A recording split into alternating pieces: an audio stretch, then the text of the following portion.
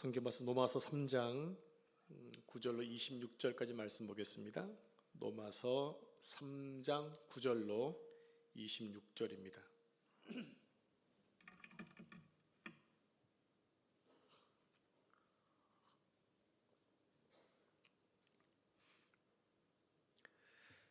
한 절씩 말씀을 교도하겠습니다.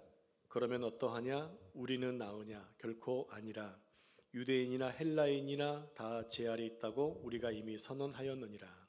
기록된 바 의인은 없나니 하나도 없으며 깨닫는 자도 없고 하나님을 찾는 자도 없고 다 치우쳐 함께 무익하게 되고 선을 행하는 자는 없나니 하나도 없도다. 그들의 목구멍은 열린 무덤이요 그 혀로는 속임을 일삼으며 그 입술에는 독사의 독이 있고 그 입에는 저주와 악독이 가득하고 그 발은 피 흘리는데 빠른지라. 파멸과 고생이 그 길에 있어 평강의 길을 알지 못하였고 그들의 눈앞에 하나님을 두려워함이 없으니라 함과 같으니라. 우리가 알거니와 무릇 율법이 말하는 바는 율법 아래에 있는 자들에게 말하는 것이니 이는 모든 입을 막고 온 세상으로 하나님의 심판 아래에 있게 하려 함이라. 그러므로 율법의 행위로 그의 앞에 의롭다 하심을 얻을 육체가 없나니 율법으로는 죄를 깨달음이니라. 이제는 율법에 하나님의 한 의가 나타났으니 율법과 선지자들에게 증거를 받은 것이라. 곧 예수 그리스도를 믿음으로 말미암아 모든 믿는 자에게 미치는 하나님의 의인이 차별이 없느니라. 모든 사람이 죄를 범하였음에 하나님의 영광에 이르지 못하더니 그리스도 예수 안에 있는 속량으로 말미암아 하나님의 은혜로 값없이 의롭다 하심을 얻은 자가 되었느니라. 이 예수를 하나님이 그의 피로써 믿음으로 말미암는 화목제물로 세우셨으니 이는 하나님께서 길이 참으시는 중에 전에 지은 죄를 간과하심으로 자기의 의로우심을 나타내려 하심이니 곧 이때 자기의 의로우심을 나타내사 자기도 의로우시며 또한 예수 믿는 자를 의롭게 하려 하심이라. 아멘. 이 말씀은 살아계신 하나님의 말씀입니다. 아멘. 할렐루야. 이 시간 하나님께 예배하는 모든 성도님들에게 하나님의 은혜와 평강이 가득하시기를 축복합니다. 제가 사도신경을 강의하면서 강조했던 것이 있었습니다. 그것은 우리의 믿음에는 내용이 있어야 한다는 것입니다. 사람들이 우리에게 믿음이 무엇입니까? 당신이 믿는 믿음은 무엇입니까? 라고 물으면 답을 해줘야 되는데 그게 바로 사도신경이면 된다는 겁니다. 사도신경 안에는 믿음의 내용이 모두 담겨져 있기 때문입니다. 그러므로 더도 말고 덜도 말고 사도신경을 제대로 알고 있으면 됩니다. 여러분 그동안 사도신경을 14번째 강의를 했는데 그 내용들이 다 기억이 나셔야 됩니다. 다 나시죠? 기억이 안 나시면 다시 유튜브 들어가셔서 그 내용에 맞게 설교를 들으시면 되겠습니다. 오늘은 죄를 사하여 주시는 것에 대한 부분을 가지고 은혜를 나누고자 합니다. 여러분들께 먼저 설교하기 전에 죄송한 질문을 하나 드리려고 합니다. 용서하시고 들으시기 바랍니다. 여러분은 죄인이십니까? 제가 죄송하다 말씀드렸어요. 여러분은 죄인이십니까? 왜 죄인인데 아멘이란 말을 한 이유가 대체 뭘까요? 자, 여러분이 어떤 죄를 지으셨기에 죄인이라고 말씀하시는가요? 여러분이 죄인임을 안다면 스스로 인정하시는데 어찌 교도소에 계시지 않고 여기 계시는 거예요? 네, 감옥에 들어갈 만한 강력 범죄를 저지르지 않았음에도 우리는 죄인이라는 사실입니다. 그런데 이 사실이 우리를 불편하게 만들죠. 내가 특별하게 죄를 지은 것 같지 않은데 왜 성경은 나로 하여금 죄인이라 얘기하는지 불편할 수가 있다는 것입니다. 그러므로 우리는 성경이 죄를 무엇이라고 하는가에 대해 정확한 정의를 내려야 합니다. 우리가 신앙생활을 하면서 죄가 무엇인지를 제대로 정리하지 못한다면 우리는 신앙인으로서 올바른 회개를 할 수가 없습니다. 그리고 죄를 제대로 회개하지 못하면 하나님과 바른 관계를 맺을 수가 없기 때문입니다. 성경에서 죄는 히브리어로 하마라티아라는 단어입니다. 즉 화살이 관역에서 빗나갔다는 뜻이죠. 우리가 양궁이나 또 국궁을 보게 되면 타겟가 정해져 있잖아요. 관역을 향해서 화살을 쏘게 됩니다. 그러면 어디다가 포인트 맞추냐면 당연히 골드 10점에 포인트를 두고 화살을 당기지만 그 10점이 맞지 않고 어떤 경우에는 9점, 8점 이렇게 맞는 경우가 있잖아요. 그 정해놓은 관역에서 빗나가는 모든 것들을 하마르티아, 즉 죄라고 얘기하고 있습니다. 또 죄라고 하는 것은 단순히 하라, 하지 마라의 문제가 아닙니다. 자, 그림에서 보는 것처럼 허물, 반항, 불순종, 반역, 적대감, 불법으로 볼 수 있겠지만 성경이 말하는 죄는 언제나 인격적 관계 속에 있다는 것입니다. 인격적인 관계로 이해를 해야 죄가 정확하게 증명될 수 있다는 얘기예요. 우리가 하나님 앞에서 어떤 존재인가 하는 것을 아는 게 중요합니다. 그래야 바르게 죄를 인식할 수가 있게 된다는 거죠. 그래서 죄가 어떻게 시작되었는가를 살펴봐야 하는데 그 죄의 시작이 창세기 3장에 정확하게 나와 있습니다. 아담과 하와의 불순종으로 인해 이 세상에 죄가 들어왔죠. 하나님은 아담을 창조하시고 그들의 살 에덴 동산을 만드신 다음에 그들에게 한 가지의 금지 조항을 주셨습니다. 선악과를 따먹지 말라. 그것을 따먹으면 반드시 죽는다라고 말씀하셨습니다. 그런데 하와는 뱀의 말을 듣고 하나님 말씀을 거부하고 뱀의 말을 듣고 하나님 명령을 어기고 선악과를 따 먹었습니다. 자, 이야기를 좀 더 깊이 묵상해 보겠습니다. 먼저 선악을 알게 하는 나무의 열매는 먹지 말고 명령받은 아담과 하와가 하나님 말씀에 불순종하게 됩니다. 그러니까 죄는 하나님 말씀을 왜곡하고 불순종하는 데서 시작됐다는 것입니다. 우리 창세기 2장 15절 16절 말씀 한 절씩 저는 교독을 하겠습니다. 여호와 하나님이 그 사람에게 명하여 이르시되 동산 각종 나무의 열매는 내가 임의로 먹되 선악을 알게 하는 나무의 열매는 먹지 말라. 내가 먹는 날에는 반드시 죽으리라 하시니라. 아멘. 계속해서 창세기 3장 1절로 3절까지 말씀 한 절씩 교독하겠습니다. 그런데 뱀은 여호와 하나님이 지으신 들 짐승 중에 가장 강교하니라. 뱀이 여자에게 물어 이르되 하나님이 참으로 너희에게 동산 모든 나무의 열매를 먹지 말라 하시더냐. 여자가 뱀에게 말하되 동산 나무의 열매를 우리가 먹을 수 있으나. 자, 3절을 같이 읽습니다. 동산 중앙에 있는 나무의 열매는 하나님의 말씀에 너희는 먹지도 말고 만지지도 말라 너희가 죽을까 하노라 하셨느니라. 자, 이 두 말씀을 비교해 보면 하와의 말에는 각종 나무, 즉 모든이라는 말이 빠져 있습니다. 즉 하나님의 사랑과 은혜가 축소되고 있다는 얘기입니다. 모든 것을 먹으라는 얘기는 그들에게 은혜와 사랑을 베푸신 것인데 모든을 빼버리니까 하나님의 사랑과 은혜가 축소되고 있다는 얘기예요. 그러나 반면에 하나님 명령에는 없는 자신의 생각을 얘기하죠.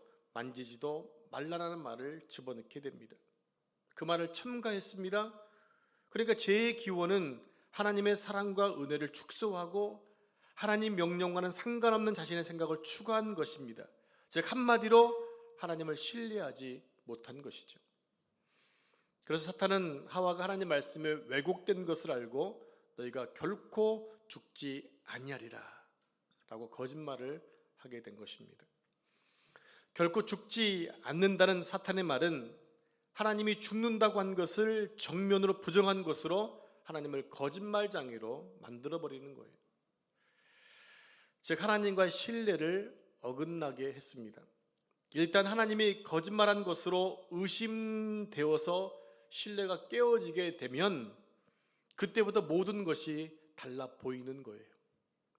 예를 들면 동산의 각종 실과를 먹도록 하신 하나님의 은혜와 사랑이 선악과를 먹지 못하도록 하기 위한 치사한 음모처럼 보일 수 있다는 것입니다.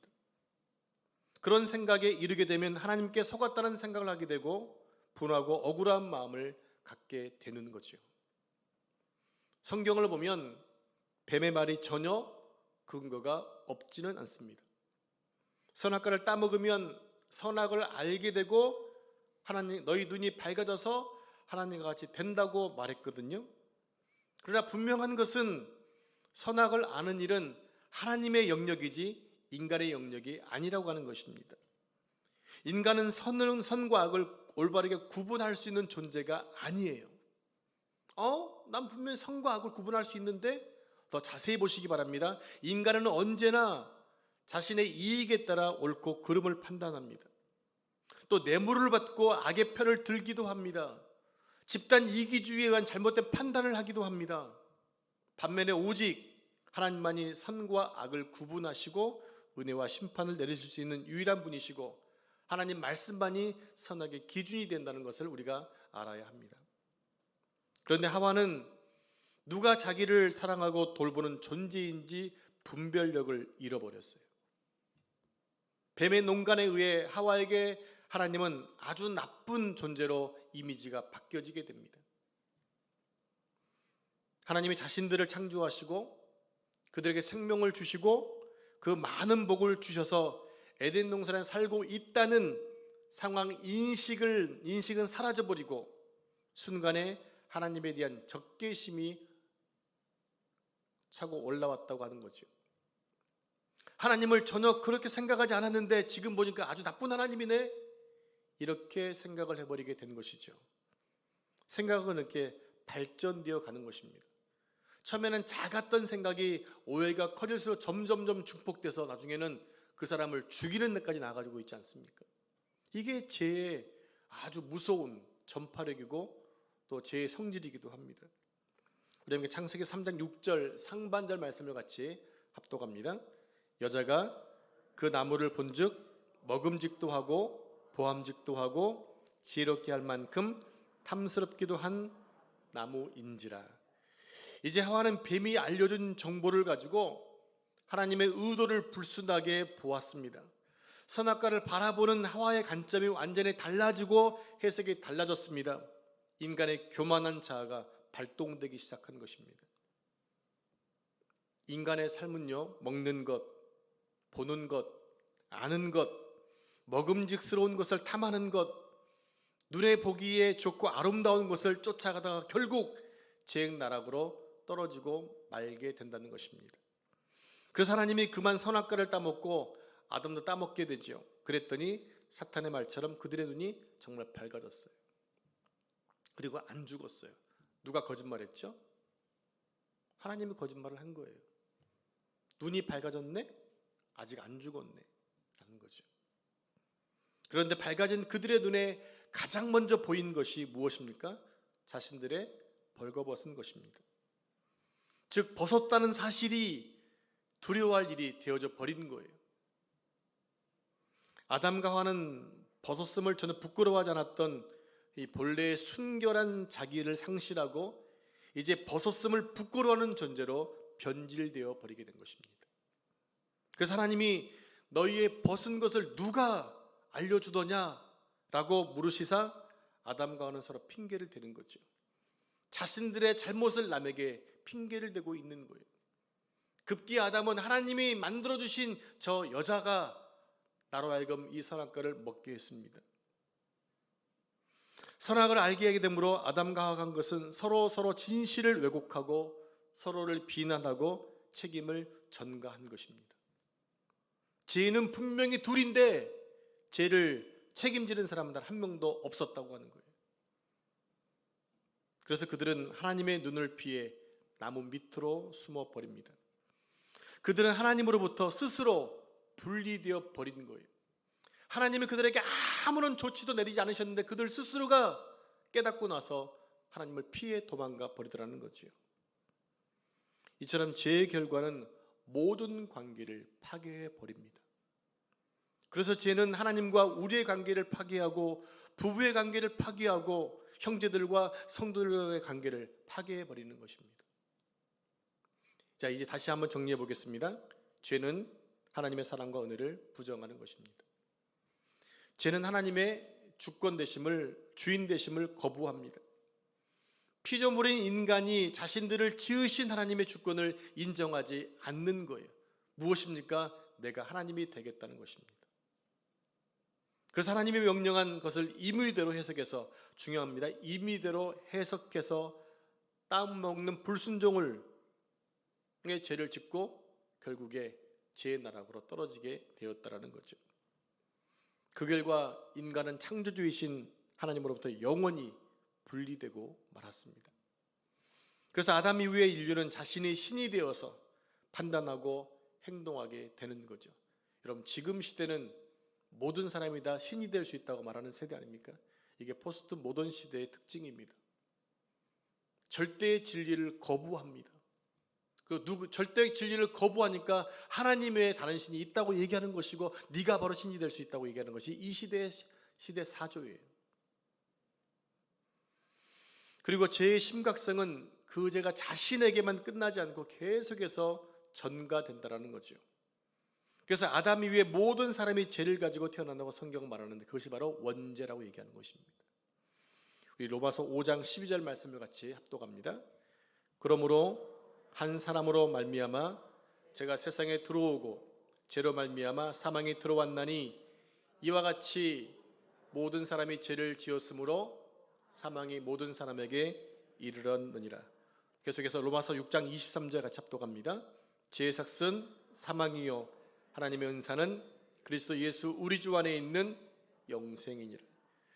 모든 사람이 죄를 지었고 하나님과 원수가 되었고, 그 결과 모든 사람이 사망에 이르게 되었다는 겁니다. 그래서 사도 바울은 오늘 본문에서 이렇게 말하고 있는 거예요. 10절 말씀, 기록된 바 의인은 없나니 하나도 없다는 것입니다. 즉, 이 얘기는 뭡니까? 살만한 사람이 한 명도 없다는 거예요. 그래서 이 땅에 죄가 넘치고 인류는 죽음과 멸망을 향해 치닫고 있는 것입니다. 오늘 본문 11절부터 18절까지의 말씀 보면 범죄한 인간의 상태를 정확하게 그려내고 있어요. 잘 보시기 바랍니다. 오늘 우리의 모습이 얼마나 정확하게 지적되고 있는지를 보시게 될 겁니다. 제가 한 절씩 읽어드리겠습니다. 11절에 깨닫는 자도 없고 하나님을 찾는 자도 없다. 12절에 다 치우쳐 함께 무익하게 되고 선을 행하는 자는 없나니 하나도 없다. 13절, 그들의 목구멍은 열린 무덤이요 그 혀로는 속임을 일삼으며 그 입술에는 독사의 독이 있다. 14절, 그 입에는 저주와 악독이 가득하다. 15절에 그 발은 피 흘리는 데 빠르다. 16절, 파멸과 고생이 그 길에 있다. 18절, 그들의 눈앞에 하나님을 두려워함이 없다. 이것이 바로 범죄한 우리의 인간의 현 주소라고 하는 거죠. 우리 인간은 모두 이렇게 살고 있습니다. 죄를 밥 먹듯이 하면서 살고 있습니다. 그런데도 그 죄의 심각성을 우리가 깨닫지 못하고 살고 있다는 거죠. 여러분, 우리의 죄는요, 살인하고 사기치고 간음과 같은 무섭고 무거운 죄만이 죄가 아니라는 사실을 알아야 합니다. 위에서 말씀드린 모든 죄를 우리 자신도 모르게 짓고 있기 때문에 우리가 죄인이라고 하는 거예요. 이런 죄들을 쉽게 짓고 있는 이유는 한 가지 이유 때문입니다. 바로 하나님의 주권을 인정하지 않는 우리의 교만함 때문입니다. 즉, 우리 자신이 나의 삶의 주인이라고 생각을 하는 거지요.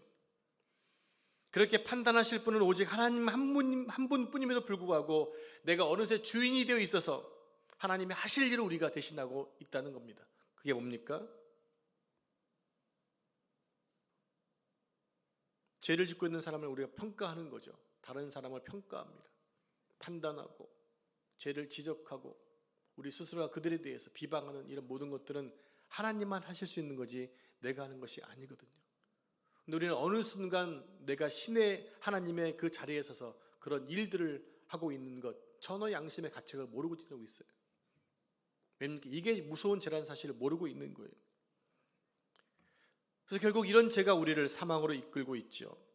그리고 결론은 이런 죄 문제를 해결하지 않고서는 누구도 구원받을 수가 없다라는 것입니다. 그리고 하나님을 예배할 수도 없다라는 것입니다. 그래서 사람들은 이 죄의 문제를 해결해 보려고 많은 방법들을 시도해 왔습니다. 첫 번째는 보상으로 지은 죄를 용서받으려고 했습니다. 내가 무엇인가 보상하면 죄 용서받겠지, 범죄한 만큼 보상해 주면 되겠지라는 생각이 있는 것입니다. 그러나 보상한다고 해서 모든 죄가 사함받는 것이 아니라고 하는 거예요. 고 정주영 현대그룹 명예회장이 1998년도 6월과 10월에 2차례에 걸쳐서 북한을 방문한 적이 있었습니다. 그때 그가 소 500마리씩 두 번에 걸쳐서 1000마리를 이끌고 판문점을 넘어 북한 땅으로 갔습니다. 그 이유는 자신이 어릴 때 고향집에서 어릴 적 아버지가 소판돈 70원을 몰래 들고 남한으로 넘어왔는데 어릴 적 지은 죄를 갚겠다는 의미로 많은 이자를 붙여서 가지고 올라갔다고 하는 거예요. 그렇다고 죄의 문제가 해결됐느냐? 아니라는 거죠. 자, 두 번째, 고행으로 지은 죄를 용서받으려고 합니다. 몸을 괴롭게 하면서 자기 수련을 하는 것을 고행이라고 하죠. 근데 이 고행을 통해서 죄를 용서받아 보겠다는 것입니다.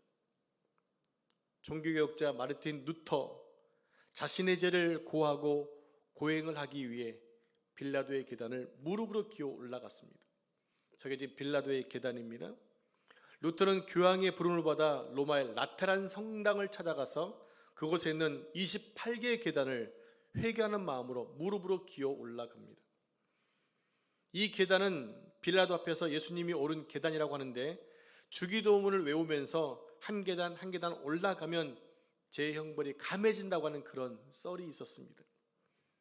그래서 루터는 그 말을 믿고 입을 맞추며 28계단을 올라갔지만 용서받았다고 하는 그 자유함이 없더라는 것이었습니다. 세 번째로 선으로 죄를 용서받겠다는 마음이 있죠. 즉 착한 일을 많이 함으로써 지금까지 잘못한 일을 탕감받겠다는 그러한 주장입니다. 어릴 적 말썽을 많이 피우던 아들이 있었는데요. 그래서 속상한 소년의 어머니는 정원에 있는 큰 나무에 아들이 잘못할 때마다 큰 못을 하나씩 박았습니다. 어느 날 나무에 못이 많이 박힌 것을 본 소년이 엄마에게 묻습니다. 내가 죄를 많이 지어 엄마를 힘들게 할 때마다 못을 한 개씩 박은 것이란다. 저것이 네가 잘못한 것의 숫자야. 엄마의 말을 듣는 아들이 깜짝 놀랐습니다. 그래서 결단합니다. 자신이 착한 일을 할 때마다 못을 하나씩 빼겠다고. 그래서 착한 일을 계속해서 나중에 그 모든 못을 다 빼게 되었다는 얘기입니다. 근데 무엇이 문제였느냐? 그 못자국은 그대로 남겨져 있더라는 거예요. 죄라고 하는 것은 착한 일을 한다고 해서 없어지는 것이 아니라고 하는 것입니다. 자, 이렇게 선을 행함으로 용서받으려고 하는 생각은 중세 가톨릭 교회에도 팽배했던 사상입니다. 저게 지금 성 베드로 성당이거든요. 저 베드로 성당을 세우는데 돈이 모자라자 이제 면제부를 만들어 팔면서 제3을 받기 위해서는 공로를 세워야 하는데 가장 좋은 방법은 교회를 세우는데 공헌하는 것이다. 그래서 면제부를 사라. 그러면 네 부모님이 지옥에 가 있는 부모님이 연옥으로 올라오고 더 많은 사람이 연옥에서 천국 간다. 이렇게 해서 많은 자녀들이 면제부를 산 것입니다. 그것을 세운 것이 바로 대표적으로 성 베드로 성당이고 그 외에 많은 소피아 성당들, 많은 성당들 그들이 다 면제부를 팔아서 지은 성당들이라고 하는 거예요. 근데 지금 그것이 다 어떻게 남아 있습니까? 지금은 교회가 텅텅 비었고 관광지로 쓰여지고 있습니다. 자, 네 번째입니다. 화해를 통해서 죄를 용서받겠다는 것입니다. 화해를 통해서 잘못으로 인해 원수가 되었을 때 그 사람을 찾아가서 서로 용서하고 화해하면 모든 죄가 사해지지 않겠느냐는 생각을 갖고 있는 거지요. 이처럼 많은 방법들을 동원해 보았지만 이러한 방법으로는 인간의 죄가 용서받는 것이 아니더라는 겁니다. 죄의 문제는 죄를 지은 사람 쪽에서 풀어서는 안 되고 죄가 없으신 하나님 쪽에서 풀어야만 가능하다고 하는 거예요. 하나님 쪽에서 해답이 와야만 가능하다고 하는 거예요. 그래서 하나님께서 죄 문제를 해결할 방법을 마련해 주신 것입니다. 그것이 구약의 제사 제도예요. 자, 우리 함께 요한일서 4장 9절 10절 말씀 한 절씩 저와 함께 교독하겠습니다. 하나님의 사랑이 우리에게 이렇게 나타난 바 되었으니 하나님이 자기의 독생자를 세상에 보내심은 그로 말미암아 우리를 살리려 하심이라. 사랑은 여기 있으니 우리가 하나님을 사랑한 것이 아니요 하나님이 우리를 사랑하사 우리 죄를 속하기 위하여 화목제물로 그 아들을 보내셨음이라. 아멘. 네, 속죄 곧 구원의 방법이 하나님께로부터 왔다는 것입니다.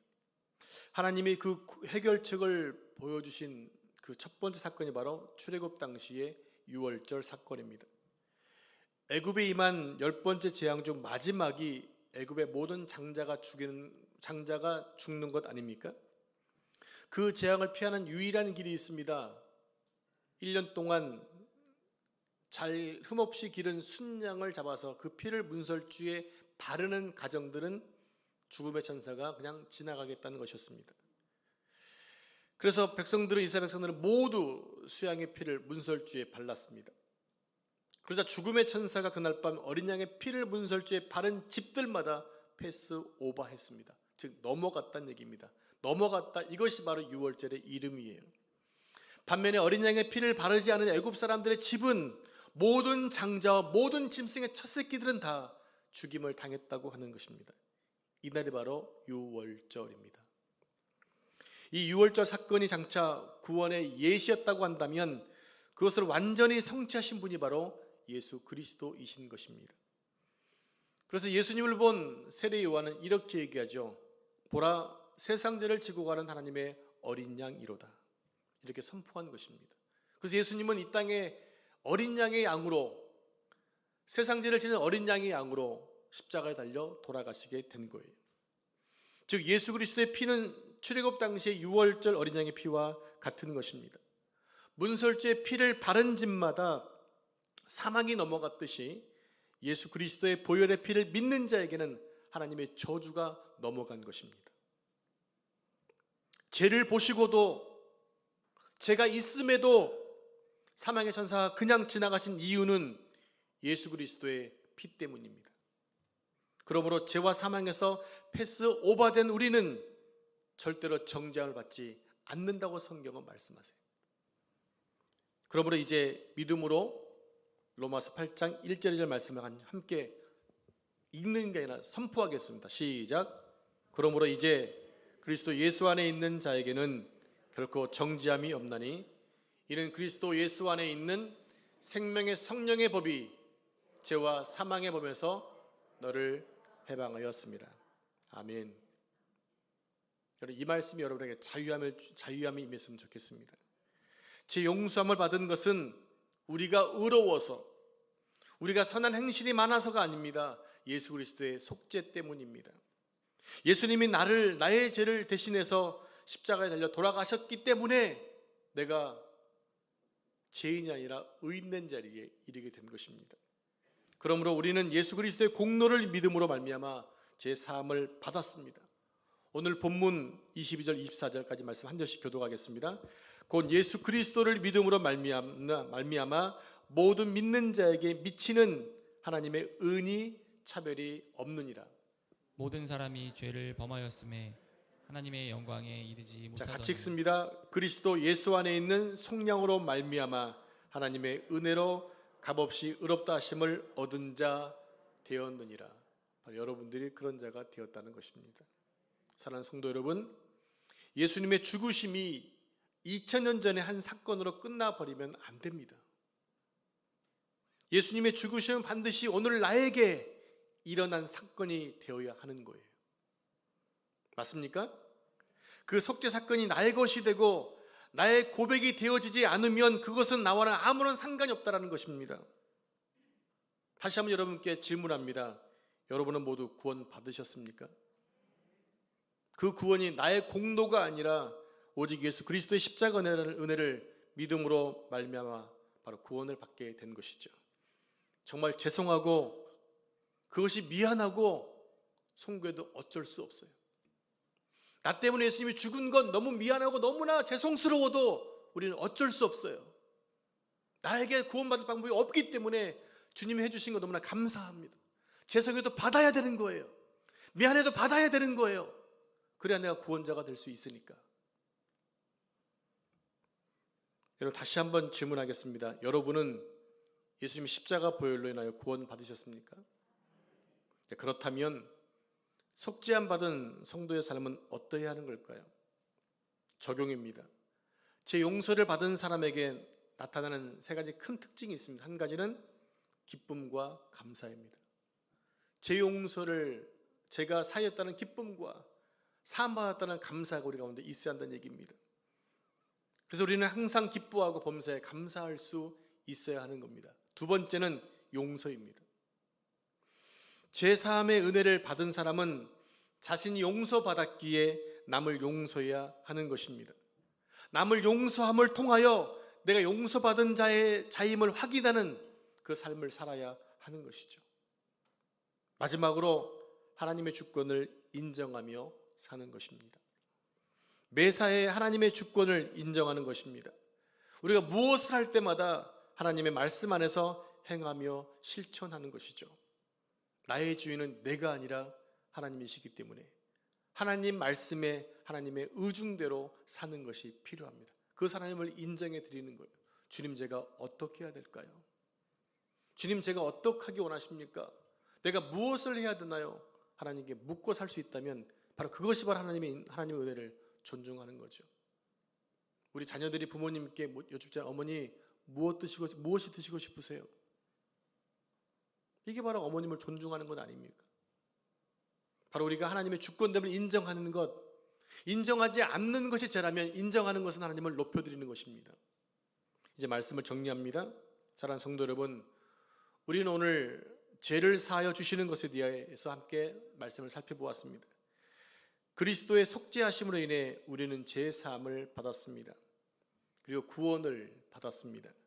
그러므로 이제는 죄 사함을 받은 자답게 기쁨과 감사와 그리고 용서하는 삶을 살아야 하고, 그 하나님의 주권을 인정하면서 여러분 용서받은 자로, 사랑받은 자로서 살아가시기를 축복합니다. 그래서 하나님의 나라와 하나님 영광을 위해 존재하시는 여러분 되시길 축복합니다. 기도하겠습니다. 하나님, 감사합니다. 하나님의 주권을 거부해서 이 땅에 불순종으로 인해 제가 들어온 것에 대한 결과는 사망이었기에 이것을 주님께서 해결하시고 돕고자 하나님 자신이 이 땅에서 죽으셔야만 했습니다. 그 보혈을 믿는 자에게 구원의 길을 내시고 하나님 백성으로 살게 해주셨습니다.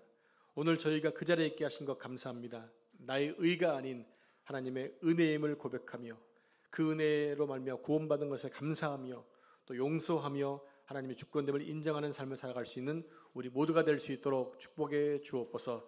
주님, 우리를 통해 영광받아 주옵소서. 이 모든 말씀을 거룩하신 예수님의 이름으로 기도합니다. 아멘.